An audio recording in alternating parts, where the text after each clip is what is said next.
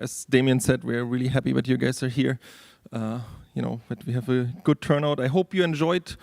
Most of you who've been here for first 2 days, and you enjoyed that part so far. Our community has been growing quite a bit over the last 2 years, also even since the last user group meeting, and we're really excited to see that. And it's not just the user community, right? It's also our developer community, which has actually grown quite a bit in the last few years. This project started out something like, what is it now, 14 years almost ago in Sandia. And for a long time it was a somewhat lonely experience, right? Like in the beginning, 3 people, me and Carter and Dan Sunderland, working away, trying to convince some people to come, But when ECP happened, right, we got, money. I remember, Mike actually sitting up front here, asking me, what do you need to make this a bit, more impactful? And I told him, I need money and I want to give it to all these other labs. And that was the best thing I ever did, right? Because that led Oak Ridge to actually start having a real team working on Cocos, right? And now when you talk to Damien, right, he's going to complain about how much work I shoved off of my shoulders on his.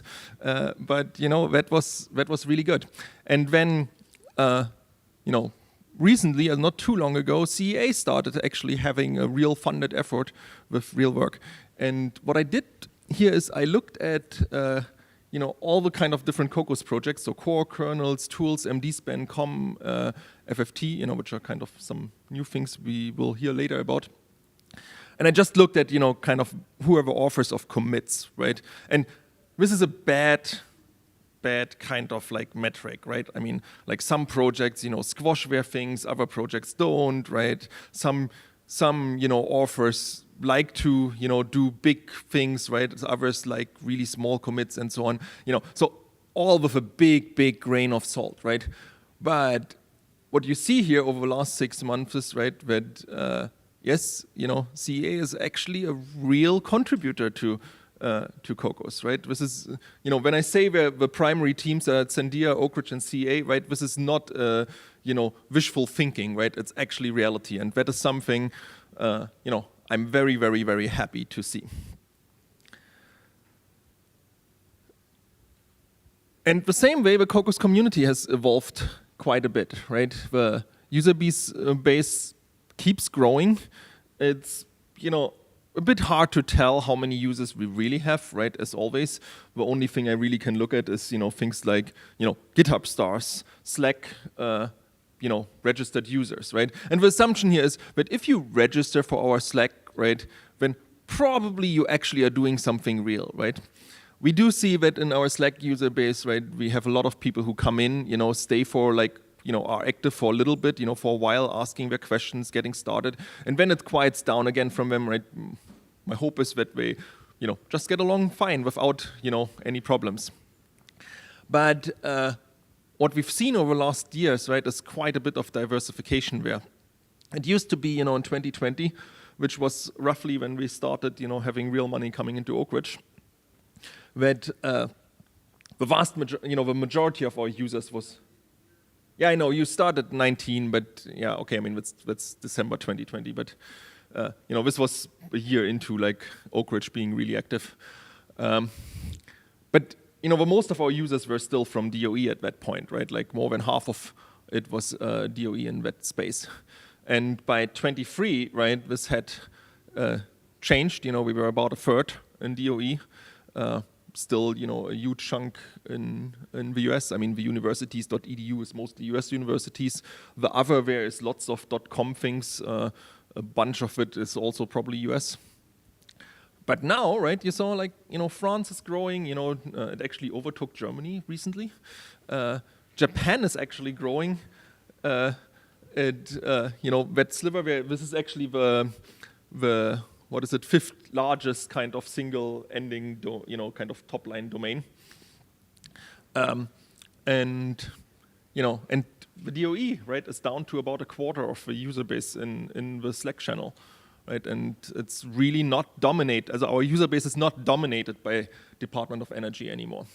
And that's kind of good to see. We are trying to keep up with that growth, right? And also make our external presence a bit, let's say a bit more professional. We've been working quite a bit on, outreach and website and so on. One thing which some of you might have seen is the Tea Time, which is organized by CEA, right? That's in a European-friendly time slot. Where one thing I learned over the last year or two or so is, in particular with also Japanese collaborators starting, there's only so many hours, right, in the day where you can schedule a meeting where both Europeans are still awake and not half sleepy, and we are awake, and there's basically 0 hours where we, Europe, and Japan are at the same time awake. But yeah, my early schedule in the days is really, really, really busy nowadays. So the tea time is it's essentially a meeting where people just propose little talks, on specific topics, and there's some discussion time and stuff like that. It's just a kind of get together, and discuss random things. And this is something where both Cocos internals can be discussed, new features or how to best use the feature, best practices, as well as kind of user use cases, right? We also started our blog, right? The goal here is to reach more people, maybe educate people. I don't know if you've seen that recently, we actually started to doing some, right? For a long time it was there was one blog post, about an upcoming training, and then there was nothing for a year. Some of this is motivated by also our collaboration with HBSF, right? And being in the outreach committee and learning a bit more about the value of doing this kind of stuff. This is intended for things like technical stories, community updates, all these things, right? If you have something you want to write a little blog post over, right? Even a technical topic, best practice or whatnot, feel free to do that, right? And submit it to us. It's essentially just putting in a pull request to our website on GitHub. We did website updates. One thing is we now started also our first mailing list via the Linux Foundation. This announcement list is essentially there for we will announce things like trainings, events, releases, the release briefings and stuff like that. So if you want to join that, you're gonna get calendar updates, for example, for release briefing, etc. One thing also, which if you haven't done that yet, I want to ask is, if you can add this little tag to your GitHub repo of this Cocos, there's this, kind of these topics, right, you can click on. And then if somebody clicks on that topic, right, they see all the different projects which are kind of, added that tag. And so it's really easy to then find, other things which are done in the Cocos ecosystem, and where you can look at, how people have done things. One thing, CITES, right? We've actually written a few papers, right? We're not doing many of those, right? We're not really in the business of writing papers all the time, but we've done a few, and it is actually helpful to us if our users cite us. We have a little bit the feeling that that we are slipping a bit into this kind of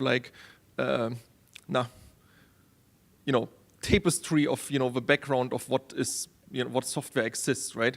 I mean, the same way as none of us cite Linux, right, or really GCC when we write a paper, right? We see now a lot of papers, where we talk in the abstract even about using Cocos, right? And they talk lots, about what we did and whatnot. But we don't actually cite us because it's just a thing which is there, right? So it is helpful to us if you cite us, because that's something we can use to show evidence, that we have impact and that it's actually useful to fund us, right? This is a list of, this is just a stacked plot of the four kind of highest, cited papers. Also just looking at Google Scholar, so this is not necessarily just journal citations.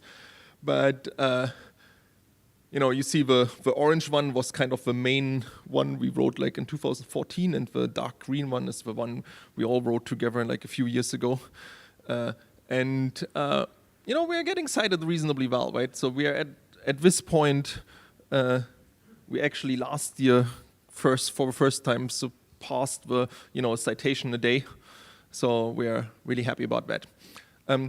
These three here are kind of like the main citations right now in actual journal papers. Cocos Kernels is still working on having their reference citation out. What, you're shaking your head? Am I wrong?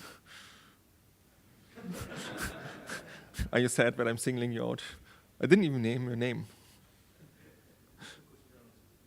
Yeah, anyway. But yeah, these are, the Cocos 3 was kind of like what happened since the previous paper, and the Cocos ecosystem is kind of like a thing, describing the philosophy of the whole thing. But what we're gonna do is we have there on our website, right, there's now a publications page where we explicitly tell you, what is the kind of things we'd like you to cite depending on what you use, right? So that would be helpful. Another thing we really want to, we're gonna try and revive this. We had at some point started this kind of list of applications, right, via GitHub. Well, probably as we replicated some of that on our side. Some of it is clearly out of date. I'm not sure how happy Karen would be if she gets, pulled out of retirement because random Cocos people ask her questions about Trillinos. But we would like to revive that and get this updated, right? Like I think it's helpful, to not just us, right, to see impact, but also like for other people, right? We can go in there and say like, oh, you know what? I'm doing like molecular dynamics, right? Let me look what's out there, maybe even if I develop my own code, let me get in contact with people who've done things like that to learn from them, how they approached certain things or whatnot, right? We believe that would be kind of useful, and so we are gonna try and revive that. Another thing we recently started is we started our own little working groups, right? Some of it is a bit inspired by, the HBSF process and the fact that we have their working groups working on stuff. These are obviously much more focused just on the Cocos ecosystem, right? We have two initial groups there. One is for continuous integration, and the other one for build and packaging. The continuous integration has been running for few months, 6 months, half a year. The other one is more recent. So for the continuous integration, this is really about maintaining and improving, our CI infrastructure, right? Our CI infrastructure is non-trivial at this point. We'll show some details later. But the goal is here really to enhance, the overall stability of what's going on, right, in Cocos. There's a bunch of near-term goals, right? Like one of the things we are still struggling a bit with is, the bar to reproduce a failure. We are running CI on like various different systems, right? We are running CI at, systems at Oak Ridge. We are running CI on systems at Sandia. We are running stuff on GitHub runners. We are running stuff in the HBSF kind of like CI infrastructure, as well as a couple of things, on machines like Aurora and Frontier. And so reproducing that, if something fails is kind of a bit iffy. Another thing we're near-term working on is, preparing for the Cocos 5 release. You're going to hear about that a bit later. That will come with a bunch of compiler changes, and we need to kind of upgrade, what we are doing on average. And another thing we found was surprisingly difficult is actually keeping track of what we are testing, right? Like what compiler versions, what configurations, combinations, and whatnot, right? There's like tons of like different YAML files or like configuration files, right? Some of them doing kind of metrics builds, right? Some of them doing very specific things, and it's really hard to actually understand what is truly getting tested, right? So, and one thing we want to improve is, that we get some output or something like that out of it, where it's easier to figure out, what happened or what's happening. And obviously, this group collaborates with the HPSF CI working group. On the build and packaging, we really need to streamline a bit of, how we build and distribute Cocos. In some places, you might have recently seen that we actually started having signed releases, which is, one step for more also supply chain security. There's a bunch of near-term goals, right? Like one of them is that we want to explore if we can do a bit better than just having the serial backend in the Compiler Explorer. I think the Compiler Explorer integration of Cocos has been quite useful to a lot of people, and so we want to expand that a bit. Another thing is container support for tutorials, right? And then also working on integration into more system package managers, right? Like there's the Fedora package, right? But there's some other stuff we think might be useful. This is a thing here, just for our PR testing, right? Before the CI working group, it was mostly ORNL GitHub. Part of the reason there was that the Sandia CI was not allowed to report back, right? And so that was a big of a problem. We now have at Sandia, a bunch of runs going. All in all, right? This is about 50 builds happening for each pull request, right? And in a relatively diverse case. And then there's a similar thing for nightlies, which actually adds a bunch of builds at CEA, for example, as well. Another thing we've been quite a bit active at is the kind of best practices and improving some of these safety and security kind of procedures. This is also kind of a bit inspired by this joining HPSF, right? There's this OpenSSF, which is the Open Secure Software Foundation, and they have something called the scorecard, which is an automated assessment of vulnerabilities and stuff like that in software, and the OpenSSF best practices process. So the scorecard thing, right? What they do is they check for certain types of vulnerabilities, right? There's essentially a check even in your processes, right? Like on GitHub, for example, if you have dangerous workflows, what that means is workflows which can actually back change the code, right? Or stuff like that. They check, is your stuff maintained? Do you do code reviews, and whatnot? I mean, these checks are not necessarily great, right? You can, if you want to, you can just more or less fake it, right? If somebody, if you actually don't do a real review, right, and you just click approve, right, that counts. But what this really is about, right, is about making you think about stuff, right? And we found stuff, right? Like, for example, we are pinning our dependencies now, right? We checked that the permissions, the token permissions in our workflows are such that it can't actually, re-inject something if somebody would, mess with the containers we are using underneath or something like that, right? And yeah, so Cocos kernels has a 9.2. Cocos core is only an 8.7. That's because we have discoverable branch protections, which Cocos kernels doesn't have. OpenSSF scorecard can't deal with the different ways of how you can do branch protections in GitHub. Yeah, anyway. And then we did the OpenSSF best practices. So this is a manual certification process that you follow kind of certain best practices. Again, right, these things are not foolproof or anything, right? It's not a guarantee that you're actually good, right? But it does show issues, right? If it makes you think about stuff, and it does show issues if you can't get that through. It actually requires a 16-hour training course on random stuff. I mean, that's what Damien said. He said, maybe he exaggerated how long it takes. And also, if it's officially 16 hours, he probably did it in 5. That's what I thought it was going to be 5. Yeah. Okay.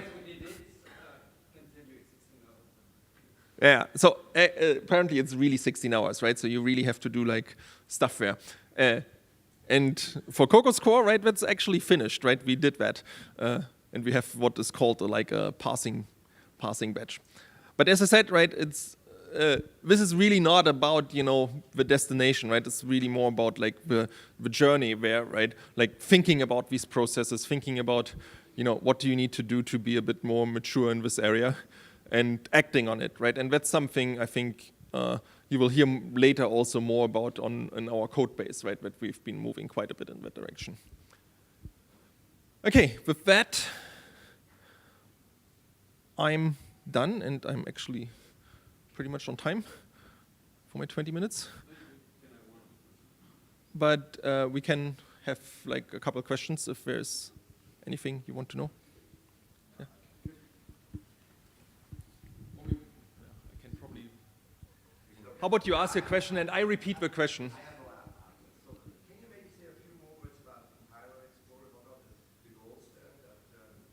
Okay. So the question is about Compiler Explorer, right? What's the goal of that?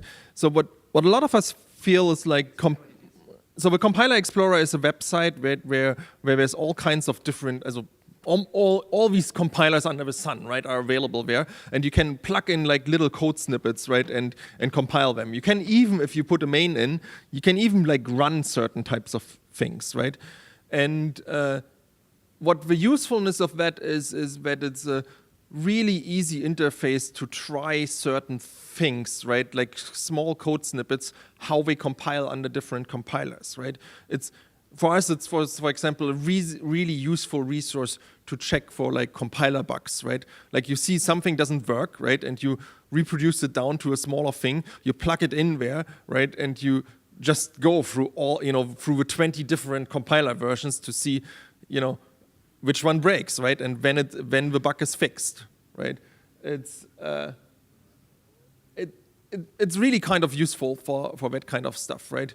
You don't need to SSH into a machine, right? You don't need to find a machine where you have a setup for this, right? You don't need to install for the next 2 hours the specific GCC version, which is a problem, right? That's really what this is about, and.